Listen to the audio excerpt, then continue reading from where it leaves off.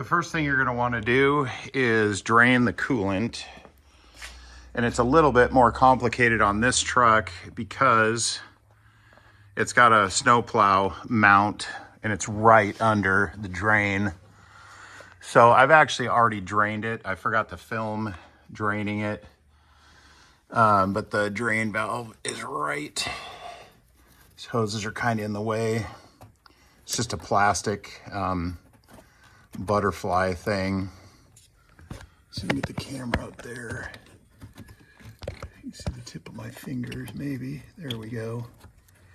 Anyway, yeah, having the plow mount definitely complicated things a bit because instead of it draining nice into the bucket, I had to use this gigantic catch funnel so that it didn't go everywhere, and it still kind of did. But yeah, so first thing, drain it. So on today's exciting adventure, we are going to put a water pump on this and a block heater.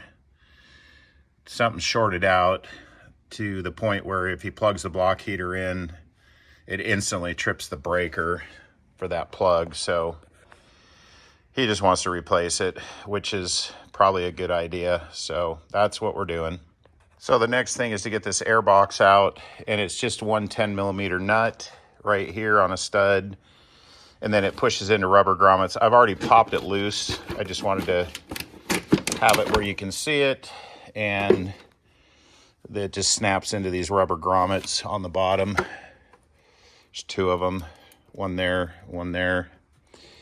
So that's pretty simple. And then that opens you up to the block heater, which is right here.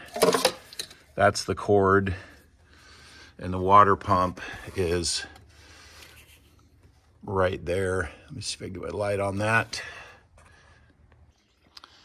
So the pipe for the turbo is out of the way. The air box is out of the way. And I have one of these bars for the, you get light on there. Anyway, you got to get in here. And it's a 1/2-inch drive square for the tensioner on the fan belt. So the next thing I'm going to do is I'm going to take this top bolt out right here on the alternator, and I'm going to loosen the other one. It's down in here, and just tip the alternator out of the way, and it'll just make it way easier to get to the water pump.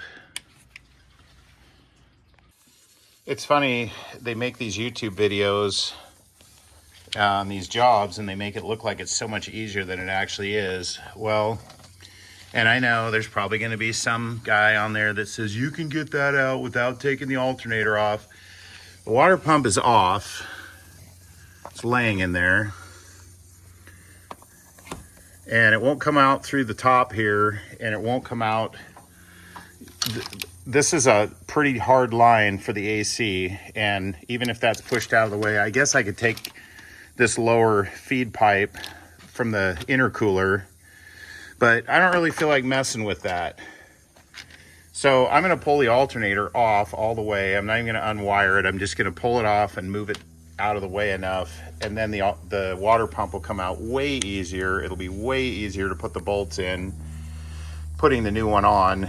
And yeah, maybe you can with the alternator in the way, but it's going to be a billion times easier with that off. So now with the alternator off, you can see how easy this is going to be to not only get the old water pump out, because I can get right in there now. Let's see if I can do this one-handed so it comes right out. It's going to make putting the new one on 10 times easier as well, and especially trying to get the two bolts started. And it's just two 15mm bolts that hold the alternator on.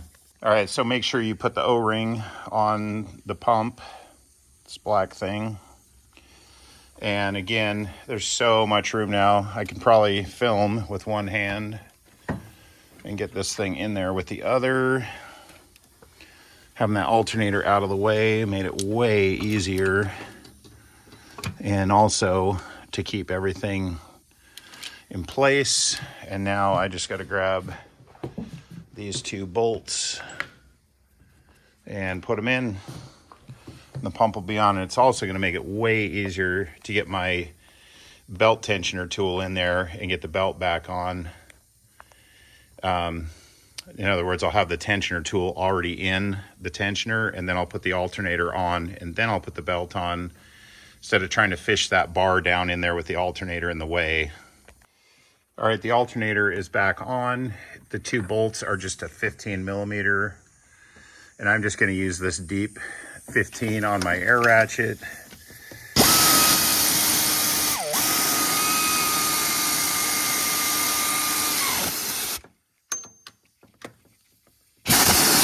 There's that one, and then the bottom one. Sneak it in here.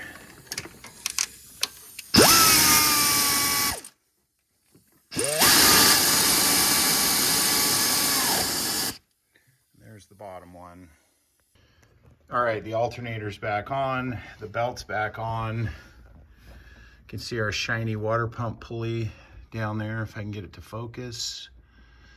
And now we just got to put the air box back in, and the pipe. Put the pipe on first, put the air box in. Pretty simple stuff, so not too bad of a job. And of course, don't forget to put coolant back in the engine.